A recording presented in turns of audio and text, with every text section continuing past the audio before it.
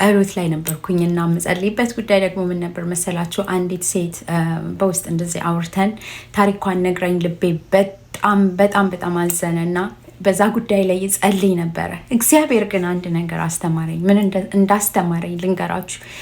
ለብዙዎቻችሁ ይጠቅማችኋል። ምንድነው መሰላችሁ? ሴቶችን ነፃ የሚያወጣው የእግዚአብሔር ቃል ነው። ሴቶችን ነፃ አውጥቶ ቪክትሪ የሚሰጣቸው ወይንም ደግሞ ድልን የሚሰጣቸው የሰማይ አምላክ እግዚአብሔር ብቻ ነው። ምን ለማለት እንደፈለግኩኝ በደንብ አድርጌ ላስረዳችሁ። በጣም ብዙ የምንሰማቸው ታሪኮች አሉ። እንደዚሁም ድምፅ እንሁን እያልን ለብዙ ጊዜ በተለያዩ ችግሮች ሲከሰቱ ማለት ነው እንጮሃለን። ግን የእውነት ሴቶች ነፃ እንዲወጡ ከፈለግን ወደ ትክክለኛው መንገድ ልንመራቸው ነው የሚገባው።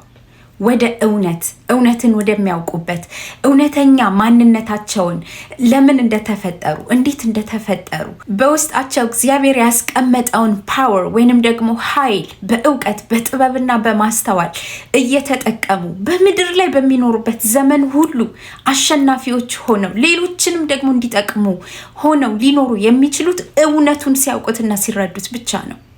ባለማወቅ ብዙ እህቶቻችንን አተናል። ነፍሳቸውን እስኪያጡ ድረስ፣ ለሞት እስኪዳረጉ ድረስ በጣም ብዙ አይነት ቻሌንጆችን በህይወታቸው ላይ የሚያሳልፉ አሁንም ያሉ በጣም ብዙ እህቶቻችን አሉ።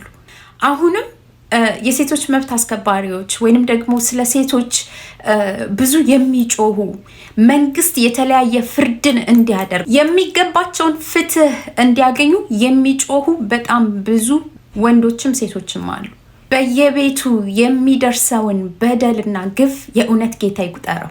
ማንም ጫፋቸውን የማይነካቸው ሴቶችም ወንዶችም አሉ። በሴቶች ላይ የተለያዩ ችግርን የሚፈጥሩ በደልን የሚያደርጉ፣ ለተጠቁ ሴቶች ደግሞ የተለያዩ ድምፅን ማሰማት። እሱ ክፉ ነው እያልኩ አይደለም። ነገር ግን ያ ግን ከላዩ ነው፣ የላዩን ነው እየነካ ነው ያለ ነው። ነገር ግን ትክክለኛ ለውጥ በእያንዳንዳቸው ላይ ወይንም ኢንዲቪጁዋሊ በእኛ ህይወት ላይ በሴቶች ላይ ኢንዲቪጁዋሊ ለውጥ ሊመጣ ከተፈለገ ወደ ትክክለኛው እውነት መሄድ አለባቸው። እሱም የእግዚአብሔር ቃል ነው። ወደ እግዚአብሔር ቃል መሄድ አለባቸው። የእግዚአብሔርን ቃል ማንበብ አለባቸው። መጸለይ አለባቸው። መጾም አለባቸው።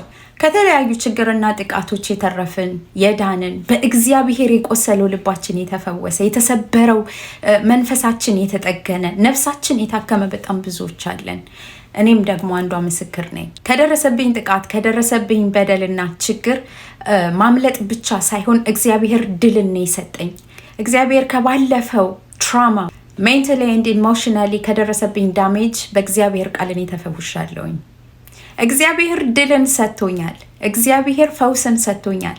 የእግዚአብሔርን ቃል ከማንበቤ፣ ወደ እግዚአብሔር በመጮሄ፣ ፍትህን ፍለጋ ወደ እግዚአብሔር በመሄዴ፣ ፍትህንና ፍርድን ፍለጋ የእውነት በእግዚአብሔር ፊት በመጮሄና በማልቀሴ እኔ መፍትሄ አግኝቻለሁ፣ ፍትህን አግኝቻለሁ፣ ፍርድን አግኝቻለሁ። እሱም ብቻ አይደለም፣ ድልን ሰጥቶኛል እግዚአብሔር። ድልን ሰጥቶኛል እግዚአብሔር። ብዙ ታሪክ አለኝ የምናገረው።